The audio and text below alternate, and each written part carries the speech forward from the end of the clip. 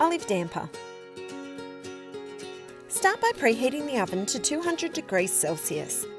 Then line an oven-proof casserole pan with baking paper. Next, combine the flour, polenta, and half a cup of parmesan in a large bowl. Season with salt and pepper. Add the butter and use your fingertips to rub the butter into the flour mixture until it resembles fine breadcrumbs. Add the KALAMATA olives, green olives, rosemary, and oregano to the flour mixture and stir until combined. Then make a well in the centre.